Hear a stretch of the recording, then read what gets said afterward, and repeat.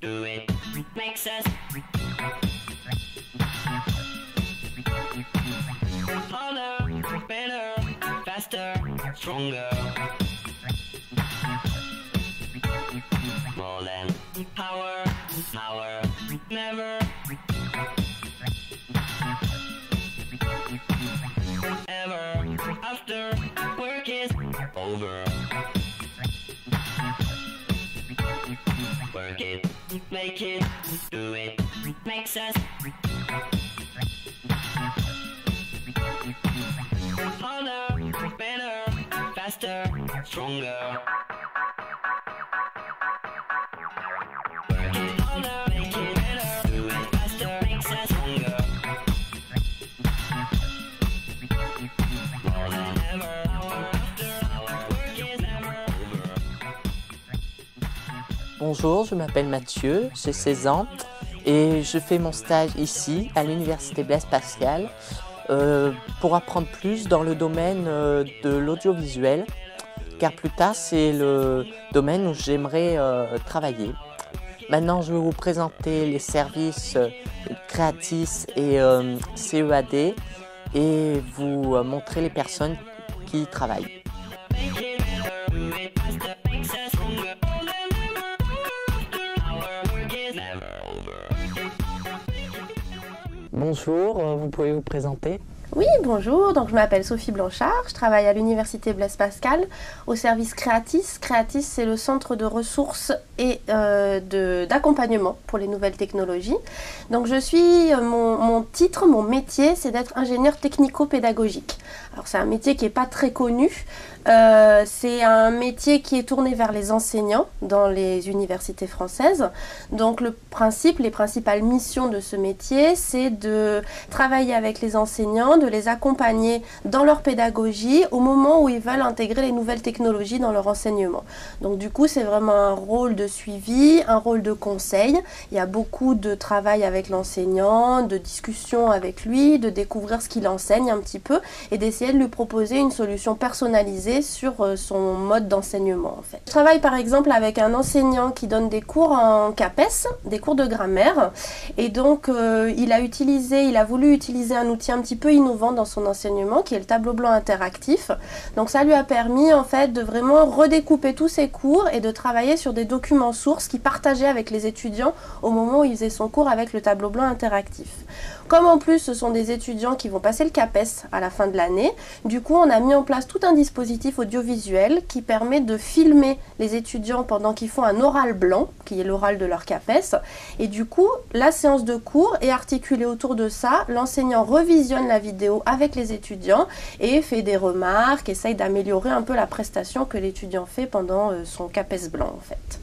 Voilà, un des exemples de dispositifs qu'on met en place. Et quel est votre parcours? Alors mon parcours il est un peu particulier puisque quand j'ai commencé mes études supérieures, en fait le métier d'ingénieur technico-pédagogique n'existait pas. Donc je me suis d'abord dirigée vers les langues, donc j'ai fait une licence d'anglais. Ensuite je suis partie à l'étranger parce que je ne savais pas trop quoi faire, très honnêtement. Ça m'a permis d'enseigner le français à des étudiants étrangers, ce que j'ai trouvé assez intéressant en fait. Donc quand je suis revenue en France, du coup j'ai fait une maîtrise de français langue étrangère et j'ai enseigné à l'université Blaise Pascal au service universitaire des étudiants étrangers. Ça me plaisait pas particulièrement, j'aimais tout l'aspect pédagogique et didactique, j'aimais pas trop la présence en classe avec les étudiants et du coup j'ai trouvé ce nouveau métier là qui permet justement d'avoir cet aspect là, le volet pédagogique, mais de travailler directement avec l'enseignant et c'est l'enseignant qui lui se retrouve après devant sa classe. Donc voilà. D'accord, merci. Mais je t'en prie. Bonjour, pouvez-vous vous présenter? Bonjour, je m'appelle Yves Gautron, je suis développeur à Creatis. Je m'occupe, alors à Creatis, je m'occupe principalement des plateformes pédagogiques, c'est-à-dire tout ce qui tourne autour de la mise en ligne de cours. J'interviens du côté technique. Donc c'est-à-dire que je dépanne les utilisateurs qui ont des problèmes avec la technique. J'interviens sur la correction de bugs sur les plateformes elles-mêmes. Parce qu'on utilise des outils déjà existants qu'on adapte un petit peu ici. Donc aussi, je développe des petits outils qui sont branchés sur ces plateformes pédagogiques. Sinon, on a un projet assez gros qui est démarré depuis quelques années de plateforme d'évaluation de compétences en ligne, c'est-à-dire qu'on peut, à l'aide de QCM ou de portfolio, évaluer directement en ligne des étudiants. Pour l'instant, on s'en sert sur le C2I niveau 1 et C2I niveau 2. Et ensuite, on s'est occupé d'un projet assez important aussi, qui est le développement de Vidéo Campus, donc qui est la plateforme de mise en ligne de podcasts pour l'université. C'est là où les gens du pôle audiovisuel déposent entre autres, tous les films qu'ils réalisent. D'accord, et quel est votre parcours? Alors, mon parcours, il est assez simple. J'ai commencé par un BTS informatique de gestion à Vichy en 1999, au siècle dernier. Suite à quoi je suis monté à Paris, j'ai travaillé 2 ans chez Wanadoo. Ça m'a assez vite gonflé, donc je suis redescendu en Auvergne. Et je me suis fait embaucher par la fac il y a une dizaine d'années. J'ai commencé au service handicap où j'ai fait un site internet pour mettre en relation les étudiants handicapés et des employeurs potentiels. Voilà, donc un style Monster, mais un peu plus modeste. Et ensuite, j'ai travaillé au centre des ressources informatiques sur le campus des CESO, où là, je faisais des développements web divers et variés. Et je suis à Creatis depuis quelques années, je sais plus combien. 5-6 ans 7 ans. Voilà. D'accord, merci. Merci à toi. Bonjour, vous pouvez vous présenter? Bonjour, je m'appelle Arnaud Mouza, je suis ingénieur multimédia à Creatis, un service de l'université Blaise Pascal à Clermont-Ferrand. D'accord, quelles sont vos missions? Alors, au sein de ce service, j'ai plusieurs missions. Tout d'abord, une mission d'assistance et de formation auprès des enseignants, c'est-à-dire je les aide à créer et à apprendre à créer leurs propres ressources numériques. J'ai aussi une mission audiovisuelle qui là va être de filmer des conférences, de faire des petits reportages sur la vie universitaire et tous les événements qui se passent au sein de l'université. D'accord, et votre parcours? Alors j'ai tout d'abord suivi un parcours scientifique au lycée, ensuite j'ai intégré un UFR STAPS à Clermont-Ferrand, donc STAPS, sciences et techniques des activités physiques et sportives, donc c'est un petit peu loin de mon métier actuel, mais au fur et à mesure des différents métiers que j'ai fait, j'ai évolué vers l'audiovisuel et les TIS. Voilà. D'accord, merci. De rien. Bonjour, vous pouvez vous présenter? Je m'appelle Carole, je suis stagiaire ici pour un BTS, 2e année. Je suis à Sidoine Apollinaire. Et voilà. Quelles sont vos missions? Ici, Oui. je dois réaliser un workflow pour le PAV pour leur permettre de suivre leur projet. Et votre parcours J'ai fait un bac STG, gestion, et puis le BTS ensuite. D'accord, merci. De rien.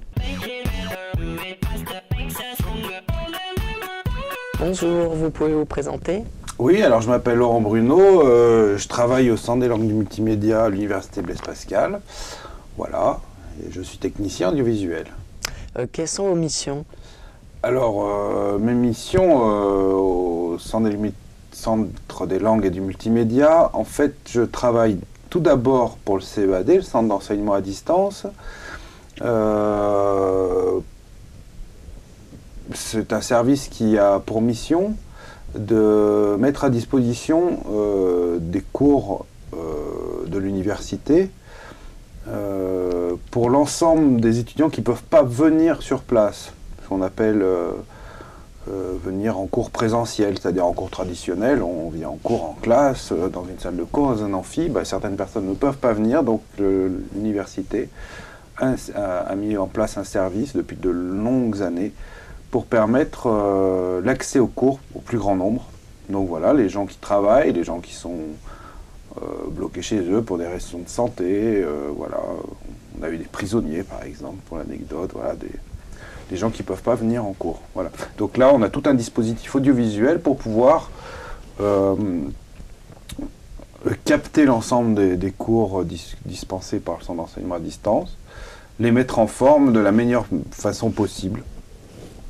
Voilà. D'autres missions, eh bien, dans mon service, on produit quelques films de communication, internes, externes, relatifs par exemple aux UFR, au laboratoire, voilà, film de promotion en réalité. Car les UFR et les laboratoires en particulier sont des petites entreprises en fait, au sein de la grande entreprise université, et ces laboratoires ont besoin de faire connaître leurs activités de recherche auprès souvent de leurs partenaires, éventuellement d'institutions qui peuvent les soutenir, ou voilà.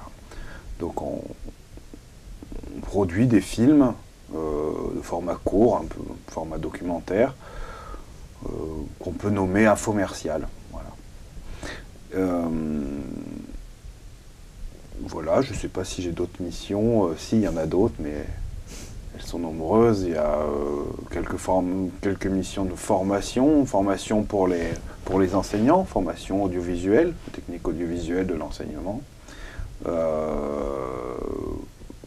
Quelques interventions auprès d'étudiants, voilà. Donc tout ça autour de ce que le ministère appelle les TIS, technologies de l'information et de la communication pour l'enseignement. Voilà, c'est ce grand panier dans lequel moi j'interviens. D'accord. Voilà. Et quel est votre parcours? Mon parcours, depuis quand? Mes études. Du début. Depuis le début. Depuis le début. Donc en fait, au tout début, moi j'étais musicien en fait au départ. Très jeune, ce qui m'intéressait dans l'audiovisuel, c'était la partie musique en fait. Et donc j'ai une formation d'électronicien au départ, j'ai fait un bac électronique et je voulais associer musique et électronique. Voilà, c'était ça mon parcours. En fait, tout jeune, j'étais passionné de clavier, de synthétiseurs, etc. Et je réparais des synthétiseurs en réalité. Voilà. Et la première synthétiseur que j'ai réparé, c'est celui de mon prof au collège. Vous êtes au collège, je crois, monsieur. Oui. Voilà, et j'avais réparé cette synthétiseur de mon prof de collège. Et donc, il a dit, il faudra que tu fasses l'électronique. Et donc, après, je suis parti en électronique. Voilà, en parallèle de la musique. Puis, voilà, après le bac, la musique électronique, c'était beaucoup l'informatique à l'époque. Donc, j'ai voulu faire de l'informatique. Je me suis rendu compte que c'était pas intéressant parce que je développais, mais je faisais pas de musique. Donc, je me suis régulier vers l'audiovisuel. Toujours en parallèle, je faisais toujours de la musique en scène, etc. Aussi bien en musicien qu'en technicien. Et donc je me suis régulier vers un BTS audiovisuel que j'ai fait en alternance dans une société qui s'appelle Soft, où je suis rentré technicien audiovisuel, voilà, en alternance, hein, tout simplement, pendant 2 ans. Donc là, j'ai appris mon métier, puisque cette société travaillait aussi bien pour les entreprises, les institutions publiques, la télévision, la radio, le cinéma. Donc ça m'a permis vraiment d'aller pendant 2 ans dans tous les domaines de l'audiovisuel. Donc j'ai pu toucher vraiment à tous les domaines, la prestation audiovisuelle, le tournage de films de communication, le tournage ciné, les émissions radio, la formation de personnel même dans le privé, pour des montages vidéo, pour les cellules de communication des entreprises. Enfin, voilà, ça m'a permis vraiment de toucher à tout rapidement, à un petit niveau certes, mais voilà, j'avais un panel assez large. Ensuite, l'armée m'a appelé. Donc j'avais un contrat CDI par la Soft, mais ils ont tenu à ce que je vienne quand même. Donc j'ai quand même fait mon armée dans l'audiovisuel à Aix-en-Provence, où en fait j'ai été chargé de cours pour les prépas du lycée d'Aix-en-Provence, qui est un lycée préparatoire au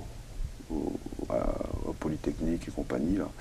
Mais bon, en réalité, c'était quelques cours d'acoustique et d'optique, donc je remplaçais des profs. Bon. Je pense pas très bien, mais je le faisais quand même. Après, et en sortie de l'armée, donc après un ami réalisateur de la SOF m'a rappelé en disant il y a une télé qui se monte à Clermont, t'en es? J'ai dit oui, donc on a monté la chaîne Clermont Première, la chaîne locale de Clermont, qui était sous la direction du journal La Montagne. Voilà, ça pendant pas mal d'années. Donc là j'étais ingé son dans cette chaîne. Et donc j'ai développé la partie son et la partie informatique, où j'ai participé ensuite à la numérisation complète de la chaîne. Donc j'ai changé de poste, responsable développement. Ensuite on a ouvert le développement aux chaînes extérieures, donc on a travaillé avec Canal+, Eurosport, etc. C'est là où j'ai commencé à un peu travailler à un niveau national en télé. Au bout de 5-6 ans, je travaillais moitié pour la télé locale, moitié pour Canal en fait. Et ensuite, j'ai quitté un peu le groupe La Montagne, Clermont Première. Je suis parti sur Orléans, où j'ai monté une chaîne pour eux aussi, là-bas. Et en parallèle, 50-50, je travaillais pour R100 et Canal+, aussi. Voilà. Donc là, dans plein de domaines de la télé, quoi. Voilà. Beaucoup de sport. J'ai son pour le sport, mais après, de la responsabilité technique sur des événements, le basket pour Eurosport, par exemple, ou voilà, j'ai fait 2 saisons. Voilà, ce genre de choses. Et puis, donc, un jour, j'ai voulu rentrer chez moi à Clermont-Ferrand. Et donc, il y avait un petit boulot à la fac de Clermont. Et je suis venu, et voilà. Et après, comme le poste me plaisait, j'ai passé un concours. Voilà. D'accord. Bonjour, vous pouvez vous présenter? Oui, bonjour. Donc, je m'appelle Christelle Saint-Yéchy. Je travaille au centre d'enseignement à distance de l'université Blaise Pascal. Alors, quelles sont vos missions? Alors, ma mission, donc déjà, j'ai un poste d'ingénieur d'études multimédia web. Donc, au centre d'enseignement à distance, je gère essentiellement le site web du CEAD, donc centre d'enseignement à distance. Et je gère aussi les inscriptions sur une plateforme pédagogique des étudiants. J'ai en charge aussi de donner des droits d'accès aux enseignants. Et ma mission aussi principale est de former ces enseignants à l'utilisation des outils qu'on leur met en place pour faire leur enseignement sur une plateforme pédagogique. Et vous avez un exemple? En fait, au centre d'enseignement à distance, on a différentes filières, donc en anglais, en espagnol, en psychologie.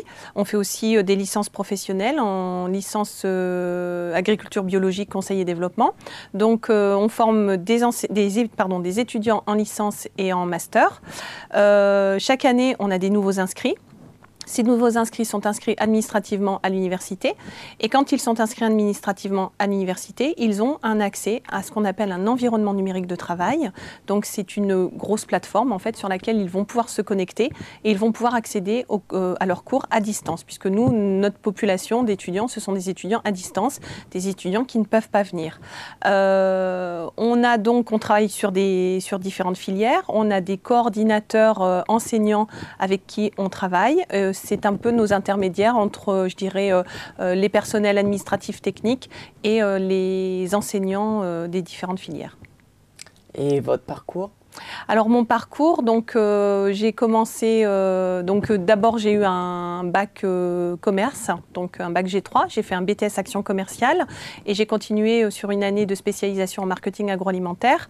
J'avais eu aussi une formation de secrétariat à la base, donc quand j'ai commencé à travailler, j'avais 23 ans, j'ai commencé plutôt dans du secrétariat. Et puis après, ma vie a fait que je me suis plus orientée sur une formation de développeur web, puisque j'ai eu l'occasion de suivre une formation ici même à l'université. Donc j'ai suivi une formation de 6 mois, ce qui m'a permis un petit peu de me réorienter professionnellement. Et j'ai trouvé un poste au centre d'enseignement à distance. À l'époque, ils cherchaient un webmaster, donc une personne pour créer leur site web justement, et de passer, puisqu'à l'époque on travaillait qu'avec des envois papier pour que nos étudiants puissent recevoir leurs cours. Et on avait décidé de passer à un tout numérique. Donc j'ai travaillé à ce moment-là sur ce projet-là. Ok, merci. Je vous en prie. On m'a donné une caméra pour que je puisse filmer, pour en faire un support vidéo, en plus de mon rapport de stage informatisé. On m'a montré le matériel qu'ils avaient à disposition quand ils travaillaient.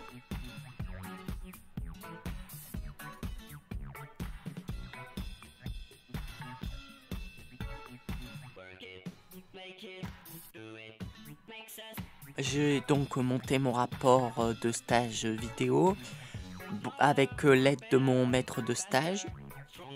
J'ai créé un site pour qu'on puisse visionner donc mon support vidéo.